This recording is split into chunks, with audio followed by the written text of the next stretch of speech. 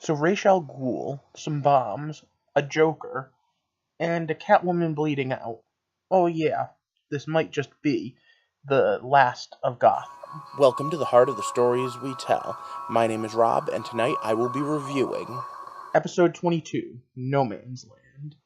And No Man's Land has a very special connotation. It's a comic book story where literally I have a bunch of problems with the premise. But that's getting into spoiler territory. In general, Gotham's been building and building. And if you saw the end of tonight's episode, you know where next season is going and what's happening. But you also have some idea about what else has to happen next season. Because, well, it looks like that'll be the end. They canceled a bunch of shows over on Fox, and this is one of them. But they're giving it a short season in order to wrap up and get us to where it'll feel a little better. Okay, for those of you that don't know what I do here, I review stories. I do TV shows, books, movies, comic books, you name it. And I also do theory videos on how and why we tell stories. But mostly I do reviews. If that sounds interesting to you and you want to hear me wax on about stories, click subscribe. Because the shadow of Ra's al Ghul has once again fallen over Gotham. In this case, Ra's has been back for a couple of episodes, and he's recruited you know what, I'm just calling him Joker, recruited Joker, and now everything's gone to hell, or go to no man's land. So once again, it's stop. Spoiler time. Ba-da-na-na. So the inmates are running the asylum this week, or, well, I guess they have been for a while now. And the first thing we learn is that Jeremiah wants to claim that he put in an engineered redundancy. And that actually makes sense. In fact, it's such a good bluff that I actually fell for it myself. I really thought there were multiple more bombs, but there was only one.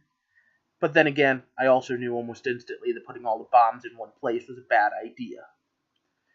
Now we have a couple of stories converging here. We have everything going on with Penguin and Hugo Strange and Butch. We have everything going on with Riddler and Tompkins. We have the beginning of the Bat. We have Ra's al Ghul.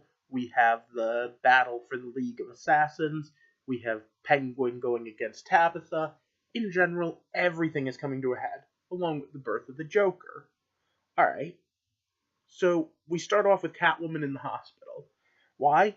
Because she's been stabbed, or no, shot, and her backbone has been severed.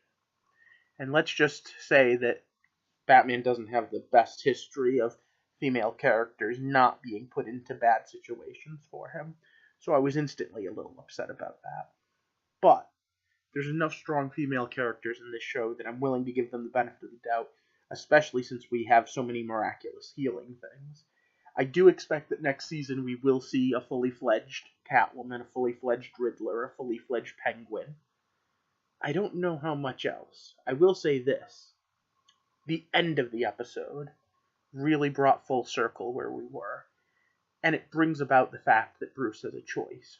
Bruce could stay with the girl who, even if they are just friends, are very close friends, enough that a love is there, whether it's a friendly love or a romantic one notwithstanding. Or he could stand up for his city. And this is what Ra's al Ghul wanted. To give him a choice, what type of person will he be? And up till now, a lot of people have said this might be Owlman. But I think we proved tonight what it really is. At the end, there was a light shining in the sky, and it was so brilliantly done. What's that light stand for? Hope. What's that light there for? To remind everyone that there are people fighting for this city. That's what the bat signal always means. It means that somewhere out there is someone that is fighting the good fight for the citizens of Gotham. It's supposed to strike fear into the hearts of villains, but it's also supposed to give hope to the hopeless. And it does in Gotham all of the time in the comics and the movies. Now, we don't have a Batman yet, but we obviously got the beginning of it with Bruce grabbing people and torturing them and knocking them out. But what about secret identities? Let's be honest. Secret identities don't work 100% well. But we know the mask is there. We know we've seen this costume before. I called it Proto-Bat. And I guess next year we're going to see it a lot more. I'm betting by the end of the season we'll see this costume or some variant thereof. Of course, Riddler and Lee are going to be back. Of course, we're going to get the Joker. Of course, we have the gang splitting up the city, like Gordon said. And we have a handful of police officers standing in no man's land. And I want you to think about this. For a situation to get so bad that the US government to say we're going to evacuate, we don't evacuate cities. We just don't. We can't. Not for things like Katrina, not for terrorist attacks like 9/11. This is worse than all of those. And that's that one storyline problem I have with No Man's Land. In the real world, we'd call out the National Guard. We would declare martial law, perhaps, within the city, but we would not declare it a no man's land. But of course, we don't have martial law characters that are our heroes. Our heroes are the police. Our heroes are Bruce Wayne. And even to a certain extent, the villains are the heroes in their own right. So, okay, instead, we have our heroes fighting our villains, and that makes a bit of sense from a story point of view, even if it's not what would happen in the real world. Ra's is dead again, although as we learned, he can be resurrected. But his power is in Tabitha. No, not Tabitha, Barbara. Tabitha's pissed because of what Penguin did. So we have multiple sides here of a battle. And most importantly, we have the big question. Bruce Wayne, who are you? Are you a hero?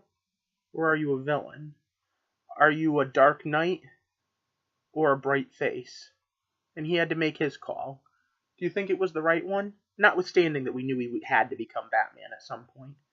Do you think there was any other choice he could have made? Could he have gotten in that car and gone with Selina? I'm curious to hear what you have to say. And of course, I'm going to stick it out for the next few episodes, see how this all ends. So do me a favor and like and share this video. Subscribe if you haven't already. And just basically join me here. Gotham is one of those shows that has its ups and downs. But the story of who and what Batman is, about who Bruce Wayne is, about who all of these villains are, is a story that when we get to the heart of it, is a story about all of us and the choices we all make. And what happens when we have one bad day. And what happens when we end up isolated in a no man's land. For now, thanks for watching, and I hope you have a good night.